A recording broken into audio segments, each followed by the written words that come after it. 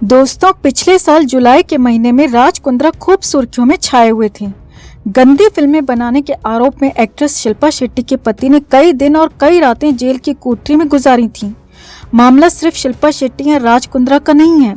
ऐसे केसेस से पता चलता है कि बॉलीवुड में किस हद तक गंदगी पसरी हुई है और बड़ी बड़ी एक्ट्रेसेस भी इस गंदगी को सपोर्ट करती हैं।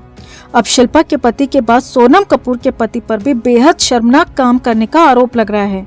और बड़ी बात यह है कि बिजनेसमैन आनंद आहूजा का ये पाप सबके सामने एक कंपनी के जरिए पर्दाफाश हुआ है, वो भी खुद सोनम कपूर और आनंद आहूजा की बहुत बड़ी गलती थी, जिसके बाद तय माना जा रहा है कि अनिल कपूर के अरबपति दामाद किसी भी वक्त जेल की हवा काट सकते हैं। तो क्या है पूरा मामला? अचानक आनंद आहूजा पर कैसे आन पड़ी बड़ी मुसीबत? कौन सा फर्जीवाड़ा सोनम कपूर के पति को जेल की हवा खिला सकता है? आपको बताते हैं सब। आप भी वीडियो को लाइक और शेयर कर अपना प्यार और सपोर्ट दिखाएं। कमेंट में इसे लेकर अपनी बात, अपनी राय जरूर रखें और चैनल को सब्सक्राइब कर चैनल के साथ जुड़कर हमारी ताकत बढ़ाएं। तो एक्ट्रेस सोनम कपूर के पति और बिजनेसमैन आनंद आहूजा पर एक अमेरिकी शिपिंग कंपनी ने टैक्स चोरी का बड़ा आरोप लगाया है। आनंद आहूजा पर आरोप है कि उन्होंने टैक्स से बचने के लिए फर्जी बिल तक दिखाए। इस पूरे मामले की शुरुआत जनवरी में आनंद आहूजा के एक ट्वीट के जरिए हुई, जिसमें उन्होंने myus.com कंपनी को टैग करते हुए उनकी कस्टमर सर्विस पर नाराजगी जाहिर की थी। अब उनके इस ट्वीट पर कंपनी ने अपनी प्रतिक्रिया दी है और आनंद आहूजा पर फर्जी बिल दिखाने समेत टैक्स चोरी का भी बड़ा आरोप लगाया है। दरअसल आनंद आहूजा ने 27 जनवरी को एक ट्वीट किया, क्या कोई myus शोपाहोलिक से जुड़े किसी को जानता है? हाल ही में मेरा अनुभव बहुत बुरा रहा। वो सामान को ठीक से हैंडल नहीं कर रहे, बिना किसी वजह के वो औपचारिक कागजी कार्रवाई को खारिज कर रहे हैं। अब उनके इस ट्वीट पर सोनम कपूर ने भी रिएक्शन दिया और रीट्वीट करते हुए लिखा, बहुत ही बुरा कस्टमर सर्विस, शर्मनाक है। यानी कि सोनम कपूर भी जाने अनजाने अपने पति की गलती को सपोर्ट कर रही थी। अब सरेआम यूएस की कंपनी को आनंद आहूजा और एक्ट्रेस सोनम कपूर ने सवालों में खड़ा किया, तो यूएस की कंपनी ने बिजनेसमैन आनंद आहूजा और सोनम कपूर दोनों की चीर-फाड़ करने में देर नहीं लगाई। शिपिंग कंपनी ने आनंद आहूजा पर कथित रूप से इनवॉइस के साथ छेड़छाड़ करने के आरोप लगाए हैं और सरेआम कहा है कि इस तरह के नकली इनवॉइस का इस्तेमाल टैक्स और कस्टम ड्यूटी देने से बचने के लिए किया जाता है।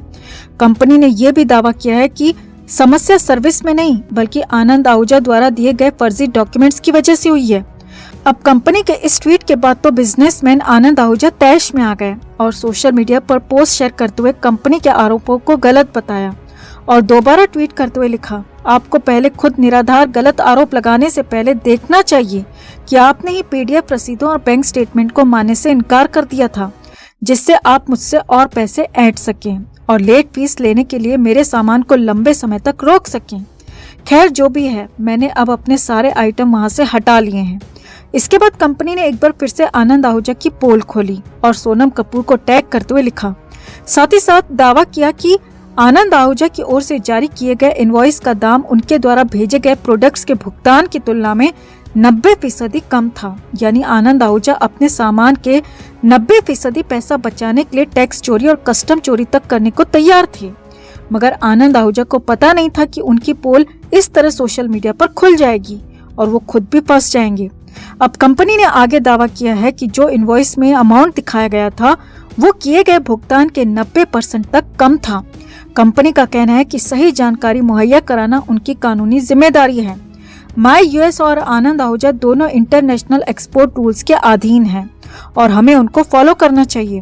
अब आपको हम यहाँ बताते हैं कि आनंद आहूजा को कैसे जेल जाने की नौबत आ सकती है। तो अमेरिका में टैक्स चोरी और कस्टम चोरी बहुत बड़ा अपराध है दोस्तों, और इसे लेकर नियम भी बेहद सख्त हैं। साथ ही साथ वहाँ पर टैक्स चोरी और कस्टम चोरी के आरोप में जेल जाने का भी प्रावधान है।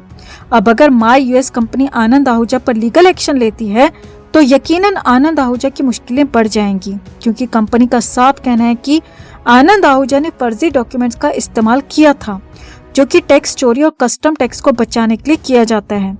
अब देखना होगा कि कंपनी आनंद आहूजा के खिलाफ क्या एक्शन लेती है, और अगर एक्शन लिया तो सोनम कपूर के पति और अनिल कपूर के दामाद को जेल भी हो सकती है। तो आनंद आहूजा पर लगे फर्जीवाड़े और टैक्स चोरी के आरोपों पर आपका क्या कहना है दोस्तों? जो सोनम खुद सोशल मीडिया पर इतना ज्ञान देती फिरती हैं, वो अब चुप क्यों हैं? और क्या सोनम खुद भी आनंद आहूजा के फर्जीवाड़े को सपोर्ट कर रही हैं? आपको क्या लगता है? कमेंट में आप भी अपनी बात, अपनी राय जरूर रखें और वीडियो को लाइक और शेयर कर अपना प्यार और सपोर्ट भी जरूर दिखाएं। दोस्तों, लता मंगेशकर के निधन के बाद देश भर में शोक की लहर दौड़ गई है। स्वर कोकिला लता दीदी को याद कर उनके करीबी बॉलीवुड के सेलेब्स और उनके चाहने वाले अब तक रो रहे हैं। बॉलीवुड से लता मंगेशकर का गहरा नाता था। लता ने अपने संगीत से बॉलीवुड में पहचान बनाई ही थी, साथ ही साथ उन्होंने एक्टिंग में भी हाथ आजमाया था। हालांकि लता मंगेशकर का एक्टिंग करियर बहुत अच्छा नहीं रहा था।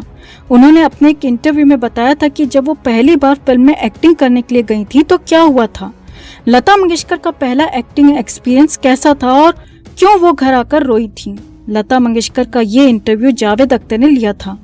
उन्होंने लता से पूछा था कि आपने भी तो एक्टिंग की हुई है, इस पर हमें कुछ बताइए। तब लता दीदी ने अपने एक्टिंग करियर से जुड़ा एक खास किस्सा जावेद अख्तर को सुनाया था।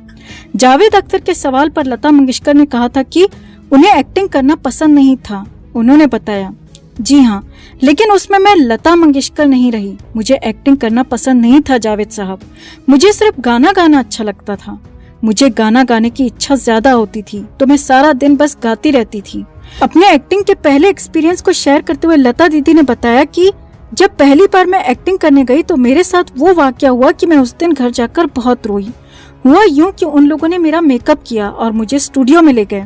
मैं 13 साल की थी। उस वक्त डायरेक्टर ने मेरी तरफ देखा और कहा कि नहीं, इसकी जो बाहें हैं वो ज्यादा मोटी हैं और इसका माथा भी बहुत छोटा लग रहा है क्योंकि बाल बहुत हैं।